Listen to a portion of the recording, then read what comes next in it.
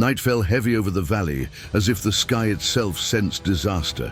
The bonfires fluttered in the cold wind, illuminating endless rows of armed men, 50,000 soldiers who breathed like a single iron giant. It was 378 AD, and the plain of Adrianople seemed too calm for the fate it carried. The metallic sound of spears echoed like warnings forgotten by the gods, as Roman officials tried to maintain order amid the mounting tension. On the horizon, shadows moved too fast to be just rumors of war. Minutes later, what was discipline turned into absolute chaos. Screams engulfed the night, horses toppled over, and banners vanished under dust and blood. No one imagined that this would be the moment when Rome would lose more than one battle. It would lose 50,000 men in a few hours, and with them, she would lose herself. Which moment of rupture is the most decisive? Leave your like and comment. Decades before that tragic night, Rome seemed invincible. The roads shone under the Mediterranean sun, legions marched with mathematical precision, and Latin echoed as the natural language of the world. It was the 4th century, the era when the empire still controlled immense borders from the frozen Sahara to the humidity of the Germanic forests. Military discipline was his hallmark. Shields lined up, spears raised, trumpets announcing order. Cities flourished with impeccable markets, libraries and walls. Gold flowed from the provinces, reinforcing the sense of eternity. The Pax Romana seemed an irrevocable gift from the gods. For the generals, losing a battle was possible, losing an entire army, unimaginable. The empire saw itself as the master of time, the lord of the nations, the guardian of an order that would never fall. And it was precisely this blind trust that prepared the ground for the total destruction that was to come. But behind the appearance of strength, Rome was already bleeding silently. Generals vied for power, as if the empire were a personal prize, while emperors rose and fell in swift blows like thunder. Borders, once living walls of discipline, have become fragile lines scratched in the dust. Whole peoples crossed them, fleeing wars and famines, pressing Rome harder than their legions could bear. In 376 AD, thousands of Goths sought refuge within the empire. The promise was to welcome them, but they received abuse and hunger, arousing a hatred that grew day after day. Corrupt officials sold food at impossible prices, and villages were exploited as if they were enemy territory. Meanwhile, news of revolts and desertions ran like a dry fire. The empire, torn between political vanity and military attrition, walked without realizing it to the night when 50,000 men would disappear like dust in the wind. The fuse ignited when Fritigern, leader of the Goths, realized that Rome would not keep any promises. Famine turned shelter into revolt, and small skirmishes turned into sudden massacres on the roads of Thrace. Villages were looted at dawn. Roman standards fell without honor, torn away by warriors who fought not for conquest, but for survival. In 377 AD, the Battle of the Willows already heralded the future.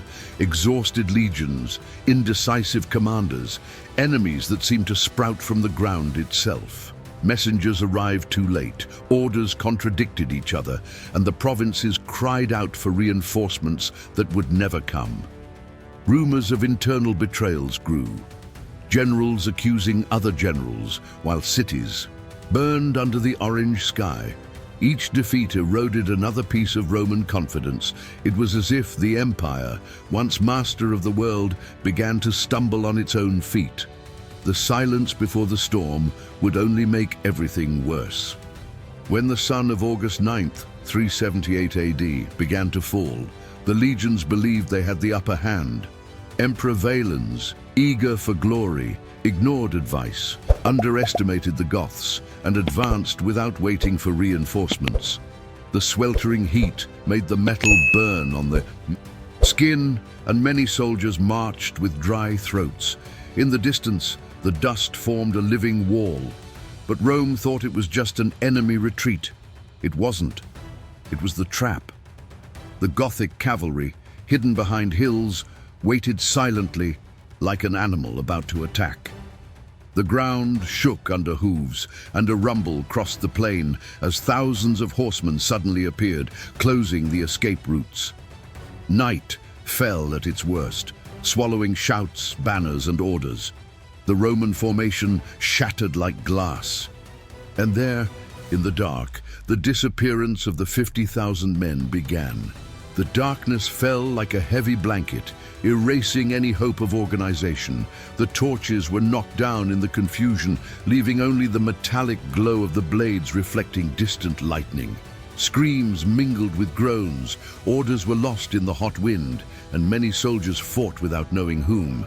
The smell of sweat, dust, and blood created an almost unbreathable air as bodies were pushed against each other, crushed in a desperate attempt to escape. The Gothic cavalry advanced in waves, striking from the sides, breaking the Roman defenses like rotting wood. The sound of the hooves, swift and repeated, seemed to herald the very end. Banners fell, centurions disappeared, and entire rows disappeared in seconds. There was no possible retreat, no reinforcement, no salvation.